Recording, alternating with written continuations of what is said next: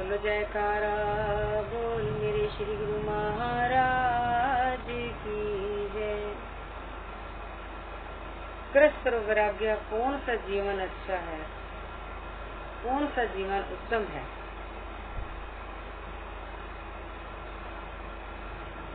कोई कहता है वैराग्य अच्छा है, कोई कहता है ग्रस्त अच्छा है। ये कौन सा अच्छा है? एक बार की बात है, किसी राजा ने अपने राज्य में रहने वाले सभी संतों और महंतों को बुलवाया और पूछा कि हमें इस बात का जवाब बताया जाए कि गृहस्थ जीवन उत्तम है या वैराग्य जीवन उत्तम है। कौन सा जीवन जीना श्रेष्ठ है? सही जवाब देने वाले को सोने की मुद्राएं दी जाएंगी और गलत जवाब देने वाले को सजा दी जाएगी। सब संत महात्माओं ने जवाब दिया, परंतु किसी भी जवाब से राजा को तसल्ली नहीं हुई। कुछ समय पश्चात एक संत जो कि पूर्ण संत थे उस राज्य में आए। राजा ने उनका आदर सत्कार किया। फिर राजा ने उस पूर्ण संत से अपने मन का प्रश्न किया और पूछा कि गृहस्थ जीवन उत्तम है या वैराग्य जीवन उत्तम है? कृपा करके बताएं। संत ने कहा, राजन, इस प्रश्न का उत्तर मैं यहाँ नहीं दे सकता। कृपया आप मेरे साथ राजमहल के बाहर चले। राजा और संत जी दोनों ही राजमहल से बाहर चल दिए। कुछ दूर जाकर एक बड़ा सा वृक्ष आया। वहीं उस वृक्ष के नीचे जाकर संत जी को ध्यान में मगन हो गए और राजा उनके पास बैठ गया। काफी समय बीत गया। संत तो ध्यान में ही बैठे थे और राजा उनसे पूछ रहे थे कि महाराज कृपा करे के प्रश्न का उत्तर दीजिए, परंतु संत ने कोई उत्तर न दिया। वह ध्यान में ही मगन रहा। कुछ और समय बीत गया।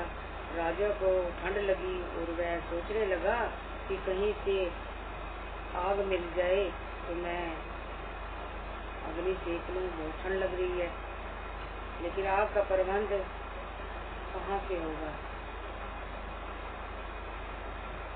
उसने लकड़ियों का इकट्ठी कर ली, परंतु अब आग कैसे जलाए?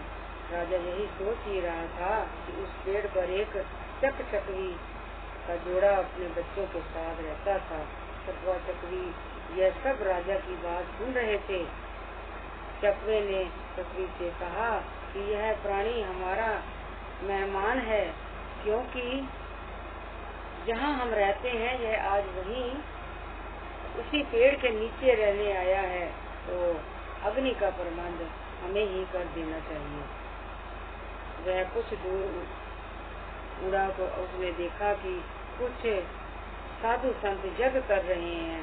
चकवे ने वहाँ से एक लकड़ी, जलती हुई लकड़ी को उन लकड़ियों के ढेर पर फेंक दिया जो राजा ने इकट्ठी की थी। लकड़ियों ने आग पकड़ ली। इस प्रकार राजा को थोड़ी राहत मिली। कुछ समय पश्चात राजा ने कहा कि हे ऋषिवर, मुझे भूख लगी है, परंतु ऋषि ने कोई उत्तर न दिया। तब पेड़ पर रहने वाले चकवा चक्की ने सोचा कि यह हमारा मेहमान है, अगर इसे भूख लगी है तो हमें ही इसकी भूख मिटानी चाहिए, हमें ही कुछ करना चाहिए। और चकवा चक्की ने सलाह की कि हमें अपना एक बच्चा उस आग में फेंक देते हैं, इसे खाकर यह इंसान अपनी भूख मिटा लेगा। ऐसा सोच कर उसने अपना बच्चा आग पर फेंक दिया। उसे भून कर राजा ने खा लिया, परंतु उसे खाने के बाद राजा बोला कि मेरी भूख तो मिटी ही नहीं। यह सुनकर उस चकवा चक्की ने अपना दूसरा बच्चा भी आग में फेंक दिया। राजा ने उसे भी खा लिया, परंतु उसकी भूख नहीं मिटी।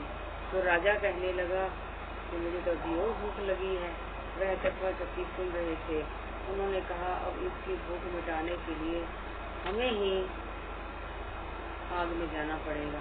उन दोनों ने आग में छलांग लगा दी। तो वो दोनों भी भुने गए। वो राजा ने खा लिए, राजा की भूख मिट गई। फिर राजा ने कहा, ऋषिवर आप मेरे प्रश्न का उत्तर दीजिए। लेकिन ऋषिवर उस समय ना उठे।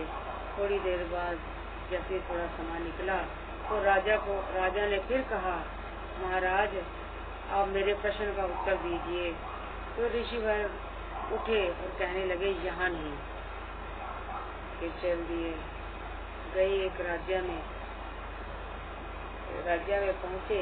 वहाँ राजा की लड़की की शादी थी। राजा ने ये लिखवा रखा था कि जो मेरी लड़की से शादी करेगा उसको गर्म खोलते हुए पानी में स्नान करना पड़ेगा, उससे मैं अपनी बेटी की शादी करूँगा। तो राजा ने जब वहाँ से पढ़ा तो नहीं, लेकिन देखा कि लड़की बड़ी सुंदर है, मैं इससे शादी करूँ। तो उसने कहा कि मैं शादी करूँगा। तो जब वो शादी करने को तैयार हुआ तो सबने पूछा कि आप ये खोलते हुए पानी में नहा लोगे? वो कहने लगा कि नहीं, मैं इसको खोलते हुए पानी में नहीं नहाऊंगा, मैं शादी नहीं करूँगा। इसलिए संत कहने लगे, तुमने वचन दिया है, तुम राजा हो। तो लेकिन वो कहने लगा कि मैं खोलते हुए पानी में नहीं नहाऊंगा, मैं इससे शादी नहीं करूँगा। तो संत बोले कि मैं नहा लेता हूँ, आप इस लड़की से शादी कर लीजिए, आपका वचन भी पूरा हो जाएगा। तो वो कहने लगे ठीक है। तो संत खोलते हुए पानी में स्नान किया उन्होंने और लड़की की शादी राजा से करवा दी। राजा से शादी करवा दी। तो इसलिए दोनों जीवन श्रेष्ठ हैं, उनकी तुलना नहीं की जा सकती। दोनों के बिना ही संसार की कल्पना नहीं की जा सकती। दोनों जीवन में प्रभु भक्ति जरूरी है। सिमरन मेरे मन प्रभु, सिमर मेरे मन प्रभु का नाम, तोहे कहे सब संत सुजान। सिमर मेरे मन प्रभु का नाम, तोहे कहे सब संत सुजान। रे मन ऋषियों का रस पीका, नाम रसायन है अति मीठा। सोच के मूर्ख कर पहचान, तोहे कहे सब संत सुजान। सिमर मेरे मन, सिमर मेरे मन प्रभु का नाम, तोहे कहे सब संत सुजान।